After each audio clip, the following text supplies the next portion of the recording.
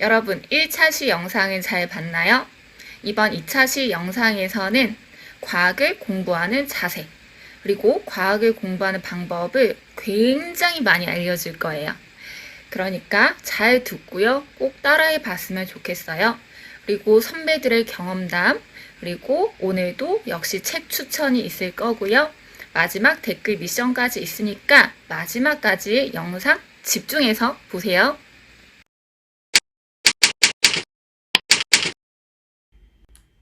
과학을 본격적으로 공부하기 앞서서 우리는 어떤 자세를 가져야 할까요? 첫째, 호기심을 가지세요.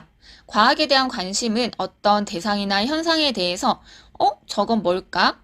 왜 그럴까? 신기하네? 이런 감정을 느끼는 것에서 출발해요. 뉴턴도 사과가 왜 땅으로 떨어지는지 호기심을 가지고 연구해서 중력의 법칙을 발견했잖아요. 여러분도 앞으로 생활을 하면서 그리고 공부를 하면서 호기심을 가지고 왜? 라는 질문을 스스로에게 던져보세요. 그리고 바로 답을 찾아보지 말고 자신만의 답을 해보세요. 그러고 나서 직접 찾아보거나 학교 선생님께 질문하세요. 매년 내신에서 높은 등급을 받는 학생들은 질문을 정말 많이 한다는 사실 기억합니다. 그리고 여러분은 배우고 있는 학생이기 때문에 모르는 것은 부끄러운 게 아니라 당연한 거예요. 그러니까 두려워하지 말고 질문하기 바랍니다. 질문하는 만큼 새롭게 알게 되는 게 많아질 거예요. 또한 질문도 좋지만 평소에 검색하는 걸 생활화했으면 좋겠어요. 과학을 가르치다 보면 단어의 뜻을 모르는 경우가 의외로 많은데요. 쌤, 연직 방향이 뭐예요? 침강이 뭐예요? 라고 질문을 많이 해요. 흔히 국어를 잘하면 다른 과목도 잘하게 된다고 하죠. 단어나 용어의 정확한 의미를 모르면 공부하는 속도가 느려지고 문제를 잘못 푸는 경우도 생겨요. 그렇기 때문에 공부를 하다가 모호한 개념이 나온다 그러면 그 정의를 찾아보고 옆에다 메모하세요. 그러다 보면 아는 단어도 많아지고 공부 속도가 점점 빨라질 거예요. 국어 실력 향상은 덤이겠죠.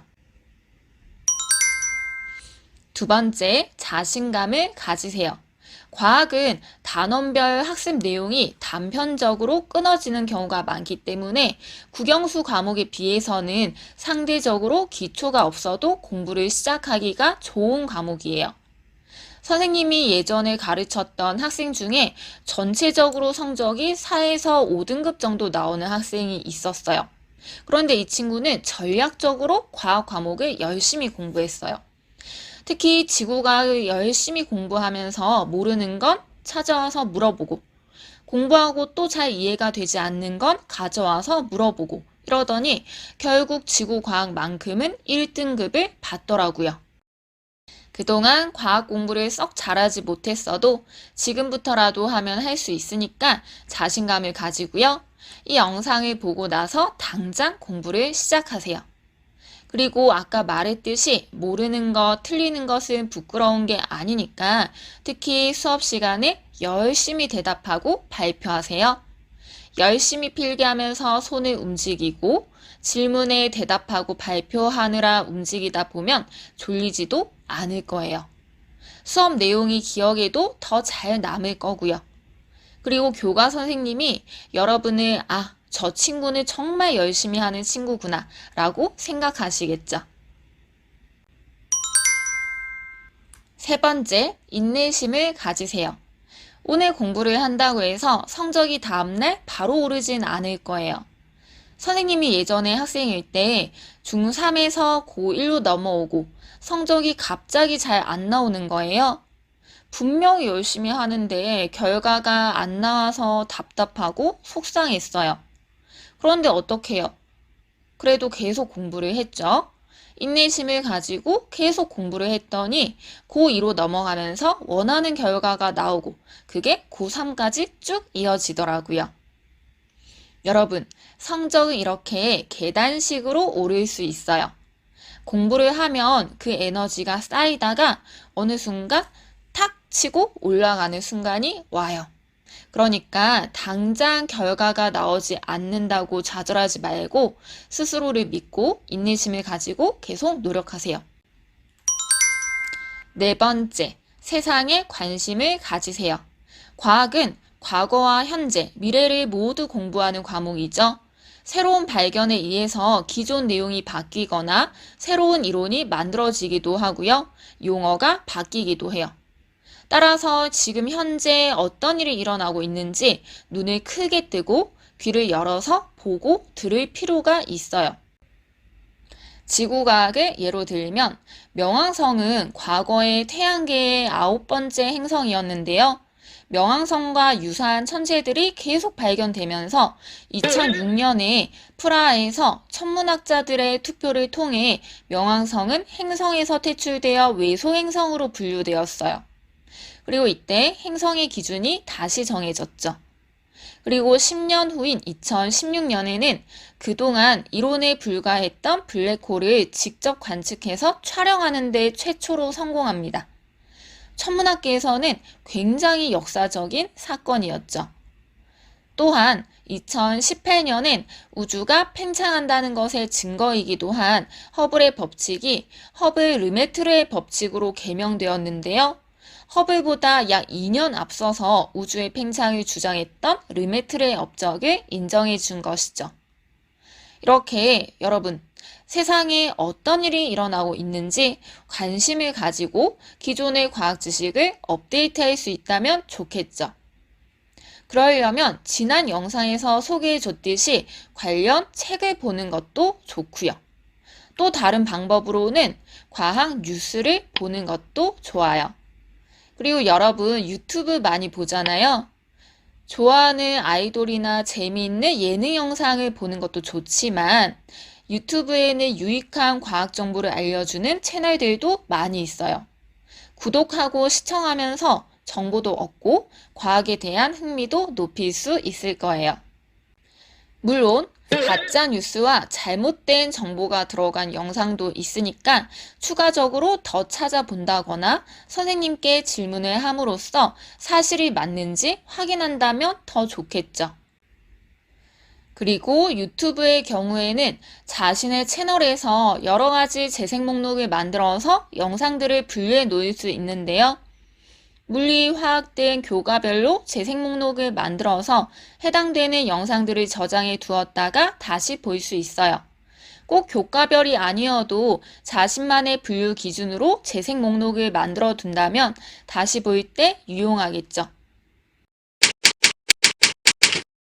그럼 본격적으로 과학을 공부하는 방법을 알아봅시다. 내신 대비 공부법이라고 했지만 내신 공부는 결국 수능 및 모의고사를 대비하는 것과도 같아요. 열심히 공부하면 내신도 모의고사도 두 마리 토끼를 모두 잡을 수 있을 거예요.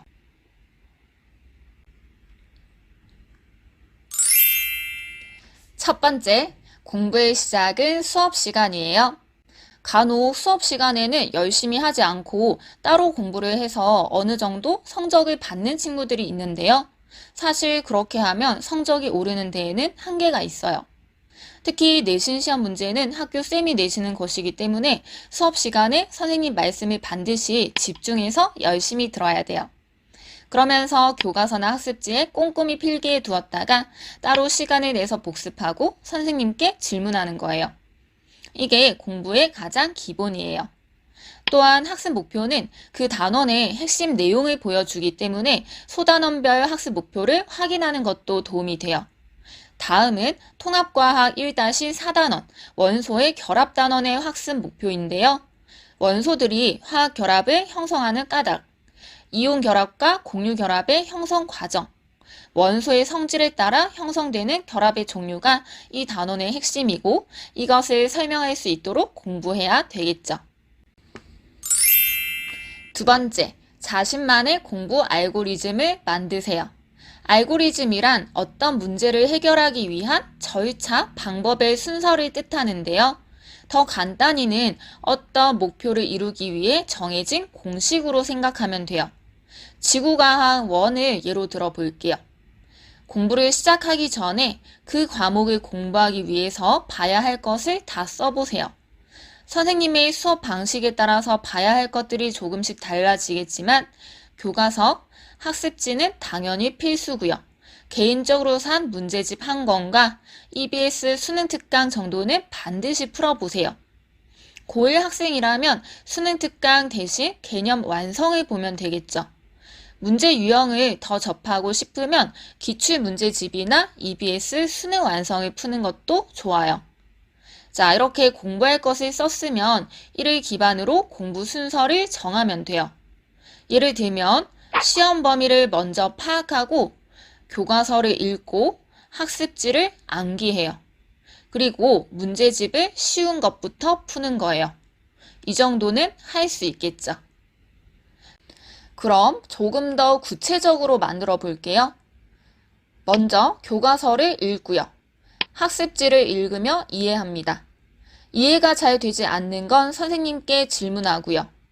가지고 있는 문제집 앞부분에 있는 설명을 읽어요. 그리고 학습지에 없었던 내용이 있다면 추가로 필기해요. 반대로 문제집에다가 학습지 내용을 필기해도 돼요.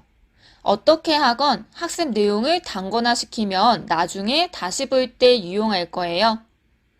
이제 내용을 다 보고 이해했으니까 학습지 내용을 본격적으로 암기합니다. 암기 방법은 뒤에서 소개할게요. 암기를 어느 정도 했으면 이제 문제 적용 연습을 해요. 아까 그 문제집의 문제를 푸는 거예요. 풀고 채점하고 나서 잘 모르는 내용은 또 질문을 하고요. 그리고 난이도를 높여서 수능 특강 이전 문제를 풀고 또 질문해요. 그리고 제일 어려운 수능 특강 3전 문제를 풀고 질문합니다. 여기서 끝이 아니고요. 중요한 것, 다시 학습지를 암기해요. 문제를 풀면서 적용 연습을 했기 때문에 학습지에서 뭐가 중요하고 또 문제가 어떻게 나올 수 있는지 이제 눈에 보일 거예요. 그리고 학교 시험에 서술형 문항이 나온다면 예상 문항을 만들어서 풀어봅니다. 그리고 문제집에 틀린 문제와 중요한 보기를 다시 보는 거예요. 선생님, 이걸 언제 다 해요? 라고 하는 친구들이 분명히 있을 텐데, 여러분, 그래서 공부는 평소에 시간을 많이 투자해야 해요. 즉, 시험 치기 직전에 공부를 이렇게 하는 게 아니고요. 평상시에 수업 진도를 복습하면서 단원별로 이렇게 공부하는 것을 추천해요. 시험이 임박해서는 평소에 공부했던 것을 한 번 더 보면서 빠르게 확인할 수 있겠죠. 그러면 암기는 어떻게 하면 좋을까요? 과학 역시 다른 교과와 마찬가지로 암기는 기본이에요. 그렇기 때문에 모든 방법을 동원해서 암기를 하셔야 합니다. 그중 몇 가지 암기 팁을 알려줄게요. 오른쪽 그림의 학생은 과학을 공부하고 있어요. 그런데 아쉬운 점이 있어요. 뭘까요? 기억을 잘 하려면 몸의 감각을 최대한 이용하는 것이 좋은데요. 그렇기 때문에 제일 좋지 않은 방법이 손을 내리고 눈으로만 공부하는 거예요. 공부를 할 때는 눈으로는 보고, 손으로는 밑줄을 긋거나 쓰는 등 2가지 이상의 감각을 같이 쓰는 것이 좋아요. 공부를 하고 나서 이해한 것을 혼자 말해본다거나 친구에게 설명해 보는 것도 도움이 되겠죠. 또한 과학은 그림으로 설명되는 것이 많고 문제에 그림이 함께 나오는 경우가 많죠. 그래서 학습지나 문제집의 그림을 백지에다가 직접 그려보면서 공부하면 훨씬 기억에 잘 남아요. 예를 들어 지구과학의 형성 과정을 공부한다고 해봅시다.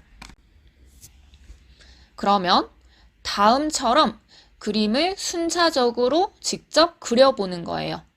그러면 그 스토리와 함께 그림이 머릿속에 연상되기 때문에 보다 효과적으로 기억할 수 있어요. 그리고 내용 정리를 할 때 또는 공부한 것을 확인할 때 마인드맵을 활용하는 것도 좋아요. 직접 손으로 할 수도 있지만 요즘은 마인드맵을 그릴 수 있는 사이트들도 많은데요. 그 중에서 마인드마이스터라는 사이트에서 판 구조론의 정립 과정을 정리하는 모습을 잠깐 보여줄게요. 이렇게 플러스 버튼을 눌러서 하위 개념을 추가할 수 있는데요. 이렇게 클릭하고 또 텍스트를 추가할 수 있어요.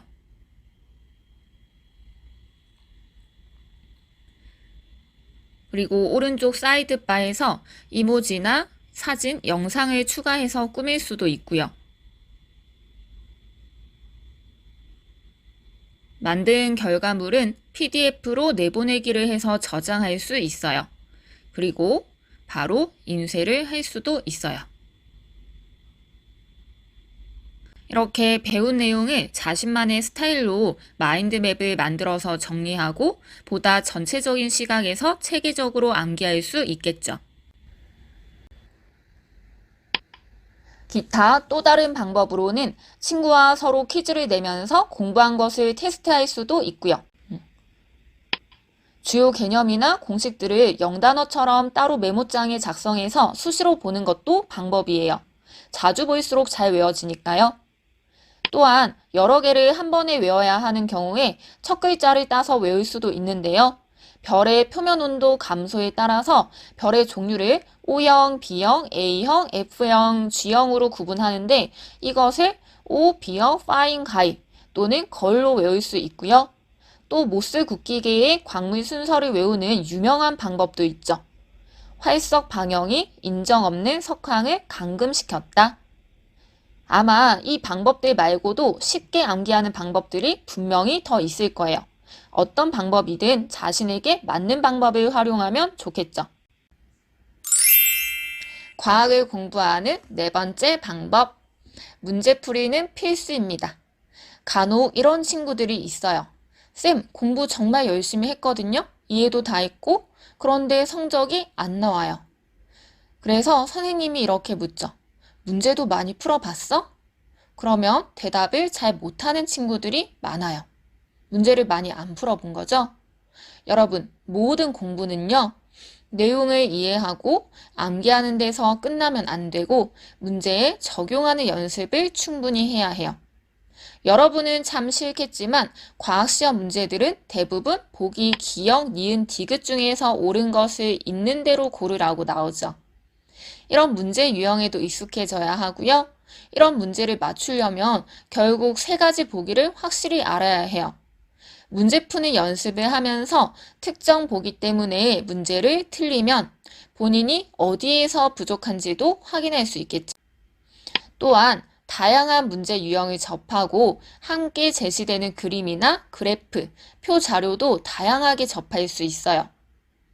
그러다 보면 반복되는 자료가 나오는 경우가 많은데요. 문제를 많이 풀다 보면 어떤 것이 중요하고 자주 출제되는지 파악할 수도 있을 거예요. 그럼 문제풀이 팁을 알려줄게요. 팁 첫 번째. 문제를 풀 때 문제 속에 중요한 단서가 있는 경우가 많으니까 문제를 꼼꼼히 읽고 단서를 파악하세요. 다음 문제에서 단서는 이 두 가지죠. 해저면에서 반사되어 되돌아오는데 걸리는 시간.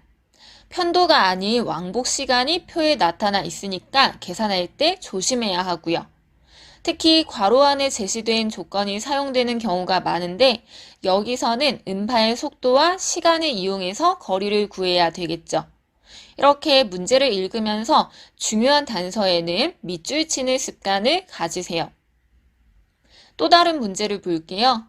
단, 그림은 상대적 크기를 고려하지 않고 표현되었다 라는 조건이 있어요. 그림을 볼 때 단순히 시각적인 크기로만 비교해서는 실수할 수 있다는 거죠. 그리고 이런 경우도 있어요. 그림은 우리나라의 어떤 지역에서 관측되는 청구상의 별 A, B를 나타낸 것이다. 여기에서 굳이 우리나라라는 조건을 건 것은 북반구의 중위도 지역이다 라는 단서를 주기 위함이죠. 팁 두 번째. 문제를 풀면서 답이 맞는지 확신이 서지 않거나 다시 확인해 보고 싶은 문제는 번호 옆에 이렇게 체크해 두었다가 채점을 하고 나서 다시 보세요. 문제를 풀면서 어느 정도 오답 보기를 고쳐놨겠지만 미처 고치지 못했던 오답 보기는 학습지를 찾아보거나 해설지를 보고 바르게 고칩니다. 그리고 나서 내용이 어려웠거나 새로운 유형이어서 나중에 다시 볼 필요가 있겠다 싶은 보기는 형광펜으로 이렇게 표시해 두세요. 그러면 시험이 임박했을 때 표시한 보기만 빠르게 다시 볼 수 있겠죠. 팁 세 번째. 잘 모르는 문제, 쉽게 풀리지 않는 문제는 사진처럼 포스트잇 플래그를 활용해서 표시해 두었다가 선생님께 꼭 질문하세요. 질문을 하면 그 과정에서 문제를 푸는 기술적인 풀이 방법을 배울 수도 있기 때문에 많은 걸 얻을 수 있을 거예요. 과학 공부 방법 다섯 번째. 학교마다 선생님마다 다르겠지만 내신 시험에 서술형 문항이 있는 경우가 있을 거예요.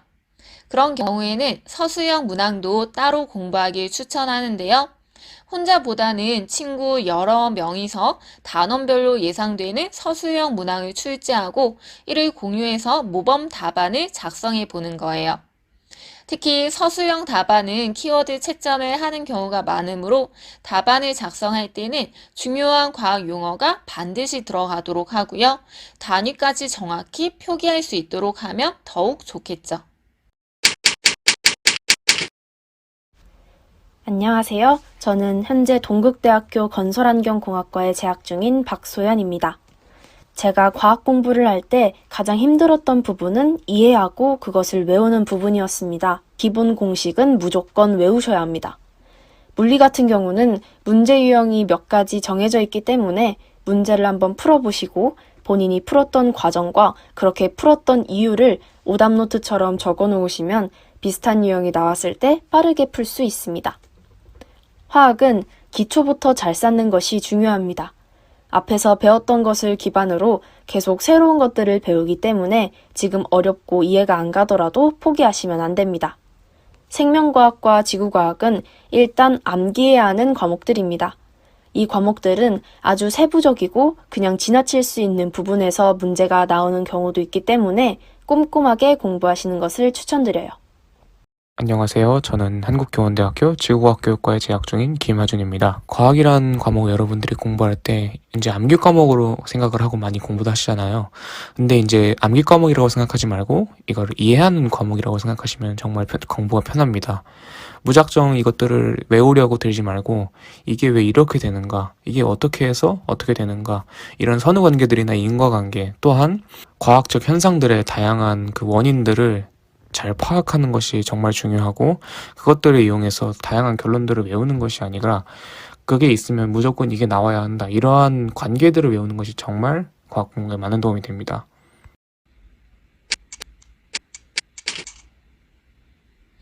자, 이번 주의 추천 도서입니다. 이미 본 친구들도 많을 것 같은데 재밌어서 밤새 읽는 과학 시리즈예요. 대표적으로 물리, 화학, 생명과학, 지구과학 이야기가 있는데요. 물체가 뜨고 가라앉는 이유는 무엇일까? 콜라와 생수의 페트병은 어떻게 다를까? 세포는 어떻게 탄생했을까? 태풍은 왜 매년 비슷한 시기에 올까? 와 같이 우리가 호기심으로 가질 수 있는 질문에 대해서 답을 친절하게 알려줘요.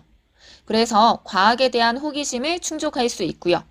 무엇보다 1학년 때 배우는 통합과학과 2학년 때 배우는 물리, 화학, 생명과학, 지구과학의 기초가 되는 내용들이 많아요.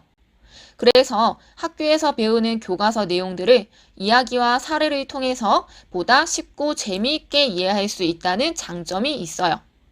또 물화생지 이외에도 소립자 이야기, 원소 이야기, 유전자 이야기, 천문학 이야기와 같이 교과서 밖에 조금 더 심화된 내용을 보여주는 책들도 있으니까 추가로 읽어봐도 좋을 거예요.